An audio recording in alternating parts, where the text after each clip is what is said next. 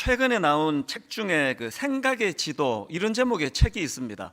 제가 이제 그 책의 목차를 쭉 보다가 보니까 거기에 그 생각도 길이 난다, 그러니까 이런 그 소제목이 있어서 참 흥미로웠습니다. 그 생각도 길이 난다라는 그 소제목에 나오는 내용 일부를 읽어드리겠습니다. 원래부터 있던 길은 없다. 자주 다니다 보면 길이 만들어진다. 생각도 마찬가지다. 열등하다고 생각하면 점점 더 열등감이 느껴진다. 밉다고 생각하면 점점 더 미워진다. 짜증을 내다 보면 점점 더 짜증이 난다. 지금과는 다른 길을 만들고 싶다면 지금까지 다니던 길을 벗어나 새로운 곳을 정해 거기로 자주 다니면 된다. 뭘 강조하는지 아시겠죠? 이 생각에도 길이 난다는 겁니다. 같은 생각을 계속 반복해서 하다가 보면은 마음에도 그쪽으로 길이 발달이 돼가지고 무슨 일이 일어나는데 의도하지 않아도 저절로 그쪽으로 생각이 가지는 거, 이게 생각에도 길이 난다, 그런 말씀의 의미거든요. 제가 오늘 본문에 나오는 아브라함과 사라 부부를 묵상하다가 그 책 내용이 불쑥 떠올랐던 거는 지금 아브라함과 사라가 딱 그런 상황이기 때문입니다. 오늘 본문 창세기 18장 10절에 보면은 하나님께서 아브라함에게 이렇게 말씀하십니다. 그가 이르시되 내년 이맘때 내가 반드시 내게로 돌아오리니 내 아내 사라에게 아들이 있으리라 하시니 사라가 그 뒤 장막문에서 들었더라. 하나님 말씀을 들은 사라가 어떻게 반응하나? 즉각적으로 이렇게 반응합니다. 12절 사라가 속으로 웃고 이르되 내가 노쇠하였고 내 주인도 늙었으니 내게 무슨 즐거움이 있으리요? 이런 반응은요, 그 남편 아브라함도 똑같습니다. 17장 6절에서 하나님께서 아브라함에게 이 약속의 말씀을 주시지 않습니까? 내가 그에게 복을 주어 그가 내게 아들을 낳아주게 하며 내가 그에게 복을 주어 그를 여러 민족의 어머니가 되게 하리니 민족의 여러 왕이 그에게서 나리라. 이런 놀라운 약속의 말씀을 주시니까 그 말씀을 들은 아브라함이 즉각적으로 이렇게 반응합니다. 17절 아브라함이 엎드려 웃으며 마음속으로 이르되 100세 된 사람이 어찌 자식을 낳을까? 사라는 90세니 어찌 출산하리요 하고, 지금 아브라함과 사라 부부에게 생각의 길이 나 있는 거예요. 그래서 하나님이 무슨 말씀을 주시든지 그대로 접수가 안 되는 겁니다. 이런 상황에 놓여 있는 아브라함과 사라 부부가 이게 참 위험한 상황이구나, 그렇게 생각하게 만드는 것이 뭐냐 하니까요, 제가 오늘 본문을 묵상하다가 보니까 이런 상태에 빠져 있는 아브라함과 사라에게 두 가지 심각한 증상이 나타나는 겁니다. 어떤 증상이 나타나느냐? 첫째는 무기력증입니다. 무기력증.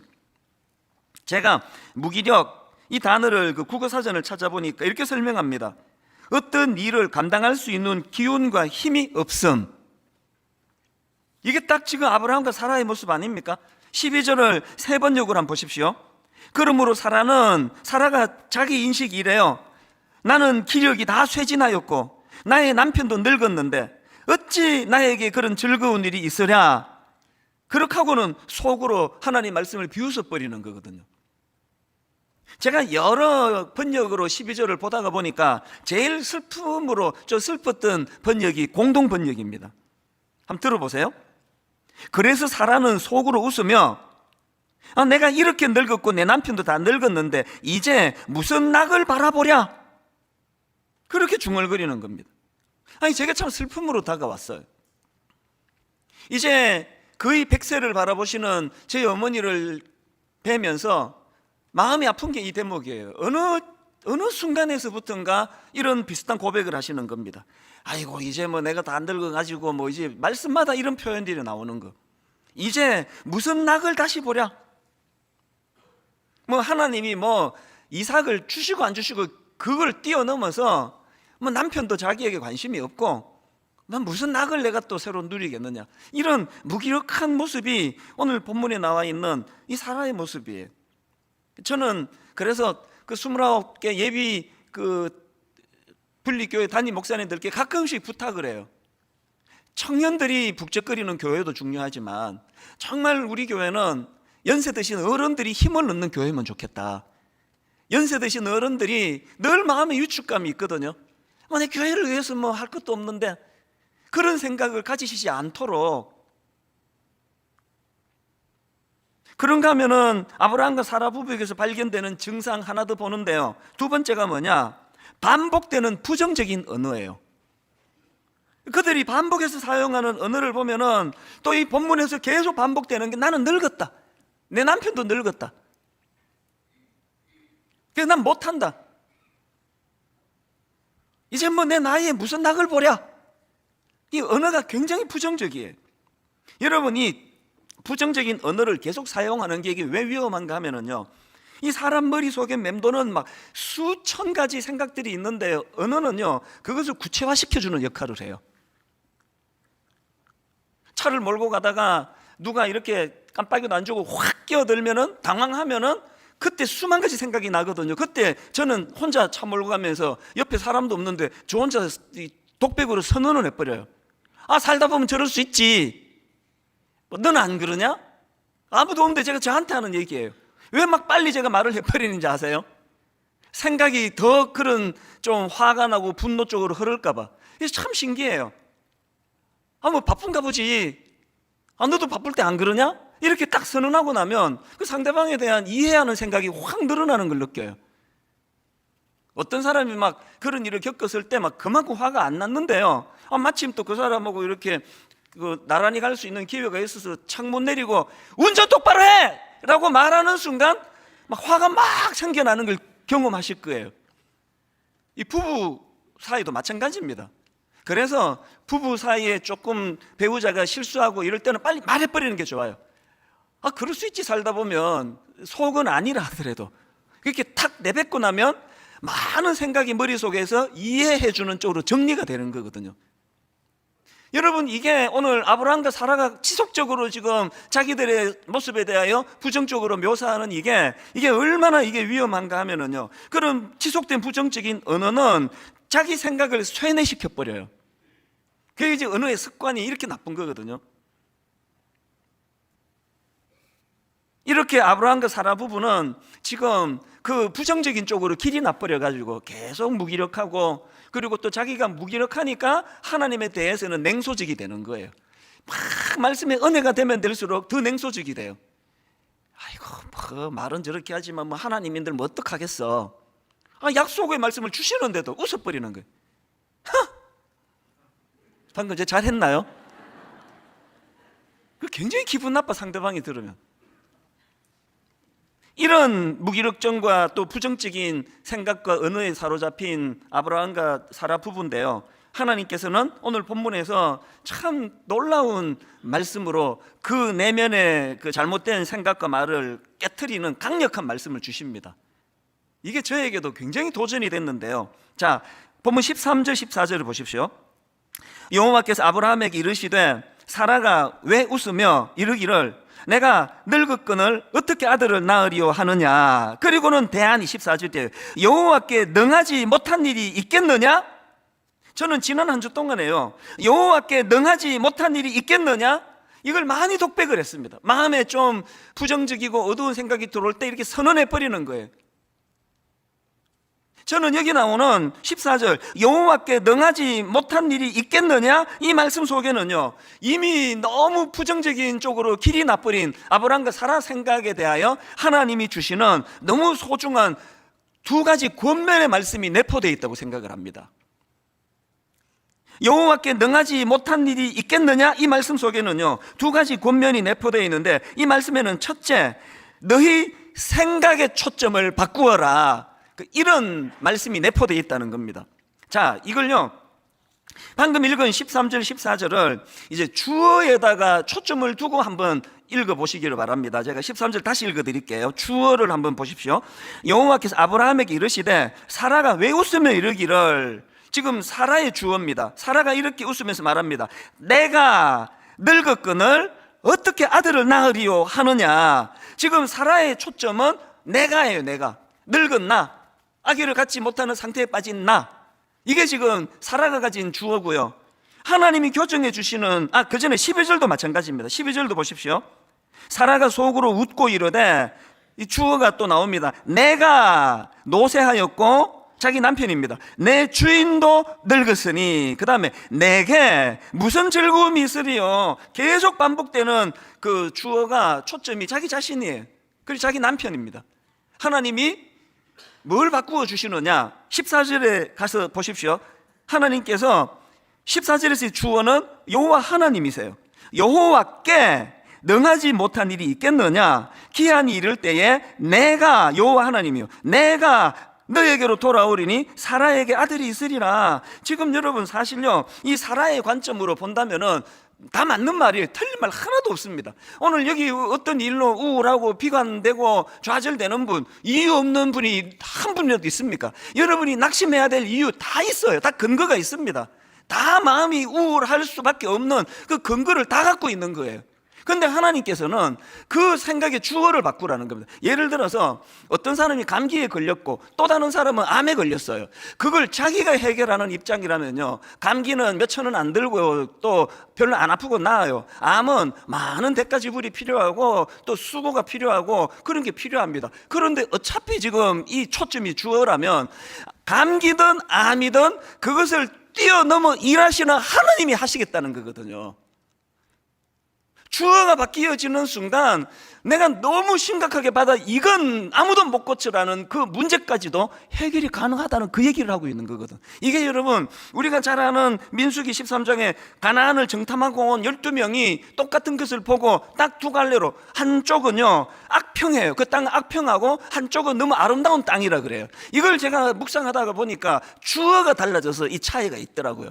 자, 10명의 정탐꾼들의 부정적인 반응을 민수기 13장 32절에서 나옵니다. 이스라엘 자손 앞에서 그 정탐한 땅을 어떻게 해요? 악평하여 이르되, 우리가 두루다니며 정탐한 땅은 그 주민을 삼키는 땅이요, 거기서 본 모든 백성은 신장이 장대한 자들이며 거기서 네피림 후손인 아낙 자손의 거인들을 보았나니, 또 주어가 우리입니다. 우리는 스스로 보기에도 메뚜기 같으니 그들이 보기에도 그와 같았을 것이니라.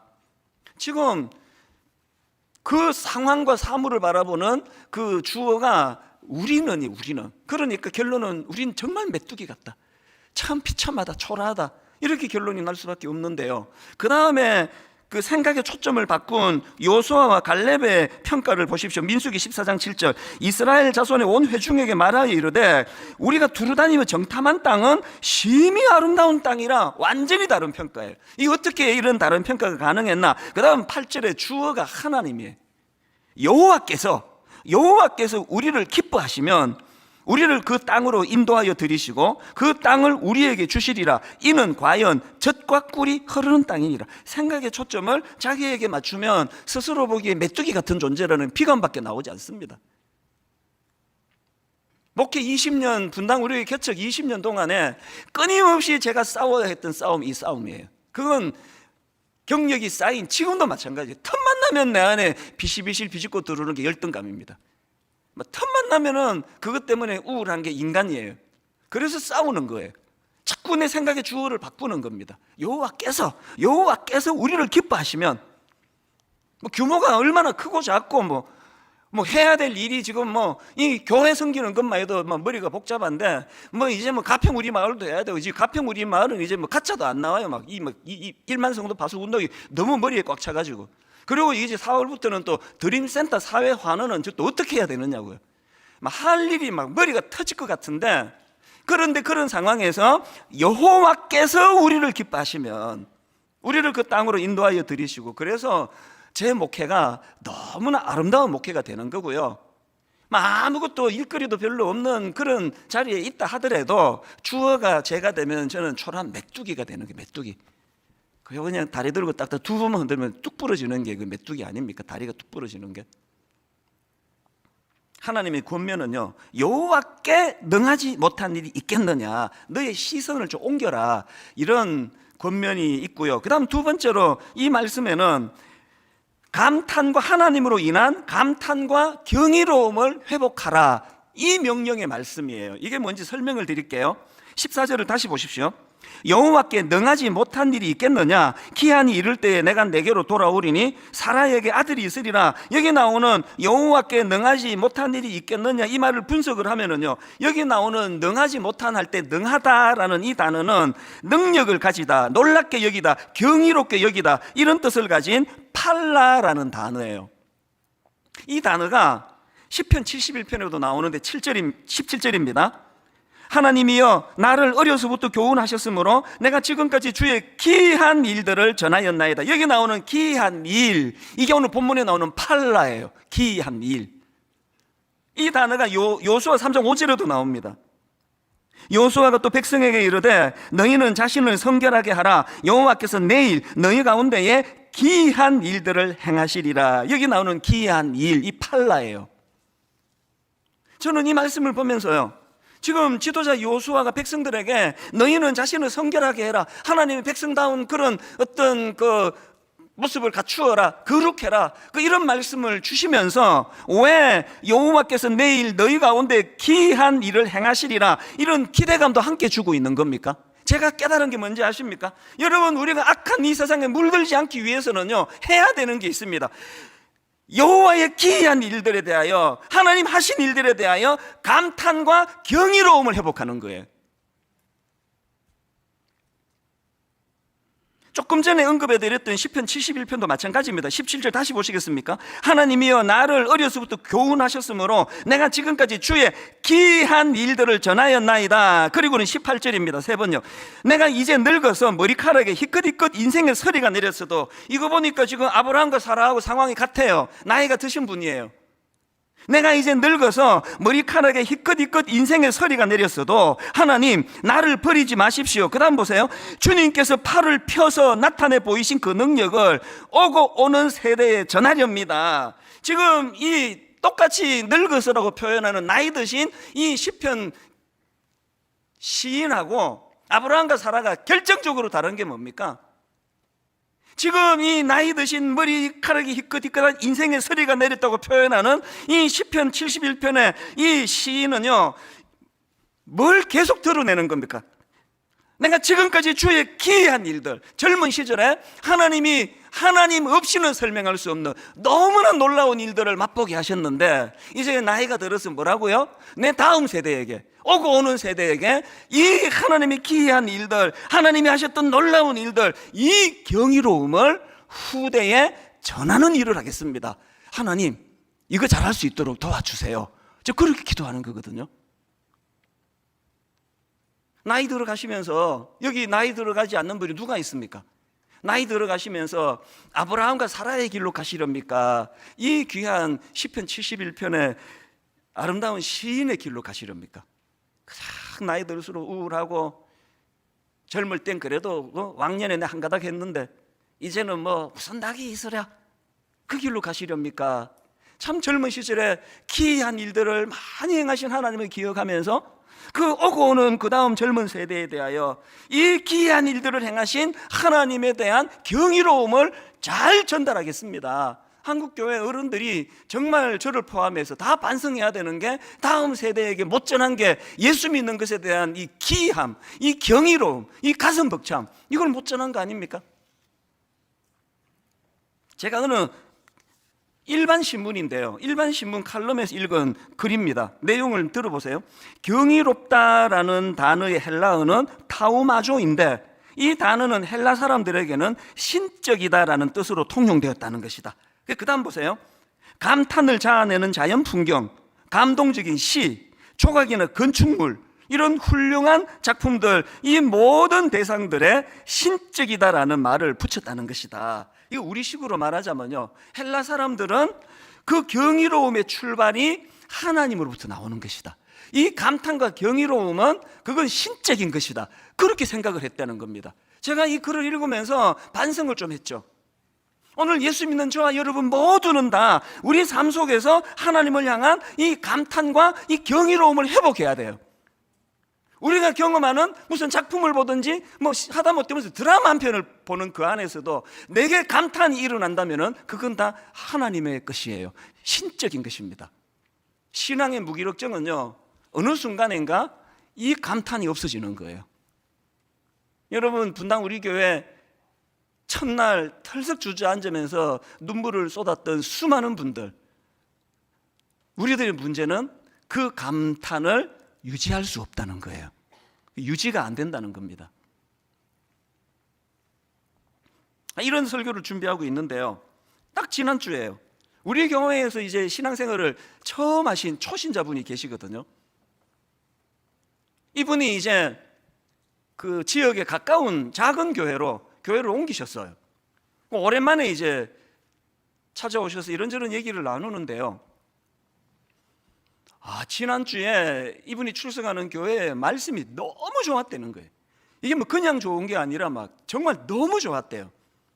또 제가 욕심이 많잖아요.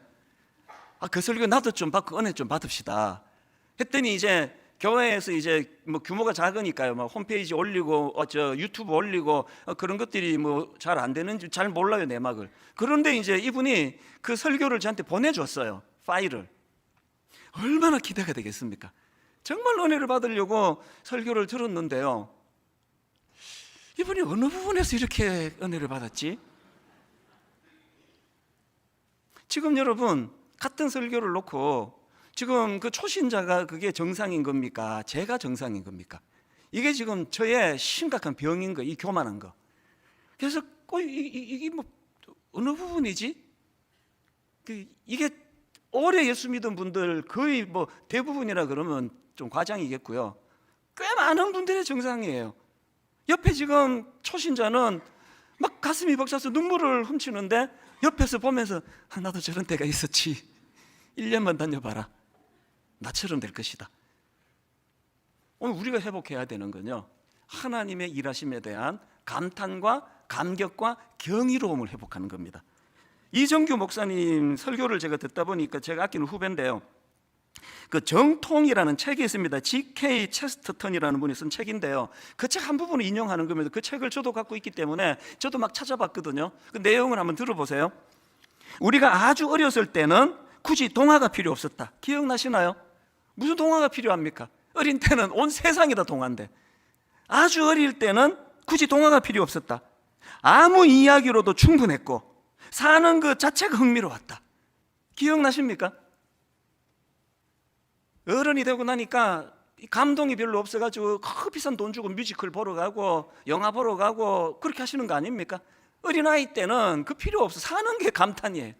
그 다음 한번 들어보세요. 7살짜리 아이 톰이, 이제 그 7살짜리 아이가 읽은 이제 동화 내용입니다. 7살짜리 아이는 톰이 문을 열고는 용이 있는 것을 보았다는 이야기만 들어도 흥분한다. 여러분, 문을 열었더니 용이 있대요. 지금 흥분이 되세요? 성인들은 로맨틱한 이야기를 좋아하지만 아기들은 현실적인 이야기를 좋아한다. 현실적인 이야기가 곧 로맨틱하다고 생각하기 때문이다. 여러분, 뭘 말하고 싶은지 아시겠죠? 오늘 우리 어른이 되어서 불행한 것은요, 어릴 때 분명히 우리도 가졌는데 어릴 때 갖고 있던 아무것도 아닌 일에도 감탄하고 아무것도 아닌 일에도 행복에 겨워 못 견뎌하고, 우리 요즘에 중고등학생이 불쌍한 게요, 감수성이 너무 어려우신 것 같아요. 공부 그냥 어른들 잘못 아닙니까? 우리 고등학교, 중고등학교 다닐 때는 이런 말 많이 했습니다. 여성들이 특히 더 감성이 풍부하니까요. 여고생 시절에는 날아가는 새를 봐도 웃음을 참지 못하는, 그거 얼마나 그 감성이 풍부했냐고요. 여전히 제가 보기에는 우리 남자들보다는 여성의 감성은 여전히 풍성해요. 그러나 예전 10대 때 그 감성을 많이 까먹으신 거 아닌가요? 사실 저도요, 이 책을 다시 읽어보면서 어린 시절에 저도 감성이 풍부한 소년이었습니다. 제가 사운드 오브 뮤직이라는 영화를 고등학교 1학년 때 봤거든요. 그 사운드 오브 뮤직의 그 감동을 1년 내내 가졌습니다. 그래가지고 저는 그때 그 소니였던가 마이마이였던가 카세트 테이프 이제 귀에 꽂는 거, 그거 테이프, 사운드 오브 뮤직 그거 음악 테이프를 사가지고요, 1년 내내 듣는데 저희 누나가 지금도 그 얘기를 해요. 닳도록 듣더라 네가 그거를. 그 들으면서 또 상상하고. 그래서 저는 어릴 때 TV 많이 보는 거 진짜 위험하다 생각해요. 상상력이 없잖아요. 그 무슨 동화 하나 읽고도 막 상상의 날개 집은 되게 가난하고 뭐 5식구, 6식구가 복작복작 살아가는 그런 가난한 소년이랄지라도 그 상상력이 풍부해가지고 막 전 세계를 날아다니는, 이게 책이거든요. 제가 그렇게 감성이 풍부했더라고요. 그거 다 어디 가버렸는지 모르겠어요. 이런 점에서 저는 시편 8편을 기록한 다윗의 이 풍부한 감성을 한번 보세요. 시편 8편 1절. 여호와 우리 주여, 주의 이름이 온 땅에 어찌 그리 아름다운지요, 주의 영광이 하늘을 덮었나이다. 그에게 이런 하나님을 향한 감탄과 경이로움이 있었기 때문에 그 절대 권력자가 죽이려고 달려드는 그 참 절망적인 상황 속에서도 여러분 그 다음 3절을 보세요. 주의 손가락으로 만드신 주의 하늘과 주께서 베풀어 두신 달과 별들을 내가 보니 4절에 어떤 경우라도 초라해지지 않는 다윗 자신입니다. 사람이 무엇이기에 주께서 그를 생각하시며 인자가 무엇이기에 주께서 그를 돌보시나이까. 자존감이 높으니까요, 왕이 죽이려고 그래도 아까 다윗 아브라함과 사라가 말한 것처럼 무슨 나글벌이야, 무슨 낙으로 살아, 그거 없습니다. 그 별 하나를 보고도 가슴이 터질 것 같고. 지난 한 주간 동안 저는 참 행복한 시간을 보냈거든요. 우리 집에도 확진자가 생겼거든요. 이게 왜 행복했었는지를 제가 설명을, 이게 지금 그 확진자를 제공한 우리 큰딸한테 한 주 내내 감사했습니다. 진짜예요. 이게 왜 행복을 가져다 줬냐 하니까요, 이제 딱 지난 일주일 전이네, 지난 주일 저녁에 이제 저희 큰딸이, 이게 이제 제가 큰딸이라고 밝히는 게, 이러면 이제 둘째 딸한테 계속 너지 계속 그런다 그래서 이제 출처를 분명히 밝히려고, 큰딸입니다. 얘가 갑자기 이제 목이 붓고 뭐 상태가 좋지 않다고, 그래서 이제 검사를, 그 다음날 가서 검사를 했더니 이게 양성이 나와서 이제 확진자가 됐어요. 그래서 제가 바로 이제 그 검사소에 가가지고 PCR 검사를 받고, 아예 이제 그날 저는 짐 싸고 가출을 했습니다. 왜냐하니까 당장 이제 이제 어제였죠. 그 토요일 지금 결혼식 주례가 있는데, 주례하는 사람이 확진돼가지고 이 주례를 못하면 그 결혼이 그 사람에게 얼마나 소중한데. 그리고 이제 지금 1만 성도 파송도 2주 남겨놓고 있는데, 지금 이 설교 흐름 하나가 다 하나님이 정교하게 주시는 주제인데, 내가 이 설교를 못하면 어떡하냐고. 그래서 제가 아예 이제 짐 싸가지고 집을 나와버려가지고 정말 참 방황하는 한 주를 보냈습니다. 그런데요, 그 유리방황하는 그 한 주가 제게 왜 행복했는지 아십니까? 제가 지난 시간을 되돌아보는, 특히 또 지난 주는 저녁 금식을 하고 선언을 했기 때문에, 야, 이게요, 저녁 안 먹고 혼자 있으니까 시간 진짜 길더라고요. 많은 생각을 하는 시간을 가졌는데, 이번에 이제 이 확진의 위험이 저한테는 사실 이번이 4번째예요. 제일 먼저는요, 작년 우리 창리 19주년을 한 주 앞두고입니다. 그때 결혼식 주례를 했는데요, 3일인가 4일 뒤에 연락이 온 거예요. 알고 봤더니 지금 제가 여기 서 있고, 신랑이 지금 여기 서 있고, 신부가 여기 서 있고, 신랑이 여기 서 있잖아요. 신랑 신부가 다 확진자라는 거예요.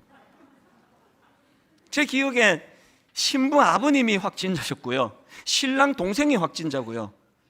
그렇게 연락이 온 겁니다. 아찔하더라고요. 그때는요, 같이 이렇게 그 확진자랑 같이 있기만 해도 2주 자가격리 하던 때 아닙니까? 지금 창립 19주년, 그때도 이제 1만 서도 파송 운동을 선언하는 중요한 창립 기념 주일인데 2주나 제가 설교를 못한다 생각하니 큰일 난 겁니다. 그래서 그 소식을 듣자마자 이제 그때도 병원으로 가서 PCR 검사를 받았는데 기적이 일어난 거예요. 2가지인데요, 하나는 음성이 나왔습니다. 그때도 괜찮았습니다. 뭐 그건 있을 수 있다 치는데, 나 지금도 이해가 안 되는 게요, 그때 그래서 결혼식에 참석한 우리 교회 청년들, 뭐 제가 파악한 바로는 거의 대부분이 다 자가격리, 강제 자가격리에 다 들어갔거든요. 그런데 신기하게 그 다음날 저한테 당국이 연락을 주기를, 저는 자가격리 강제 안 해도 된다는 겁니다. 매일매일 이제 그 연락 올 때마다 상황만 보고하면 되는데 자유롭게 활동하라는 겁니다. 이게 나 지금도 이해가 안 돼요. 가장 가까이에서 대면한 저는 풀어주고, 왜 하객들은 그렇게 묶어놨는지, 그게 저는 하나님의 은혜라고 생각하거든요. 그래서 창립기념주의를 아무 어려움 없이 진행, 이런 걸요 4번 겪은 게, 마지막 4번이 이제 지난주 우리 딸 이야기인데요, 마지막 4번째는 진짜 심각했습니다. 왜 심각했냐 하니까, 이 아이가 이제 주일 저녁에 약간의 증상이 나타나서 긴가민가 할 때인데요, 저녁에 이제 자려고 누웠는데 저한테 와가지고 인생 상담을 좀 해야 되겠대요.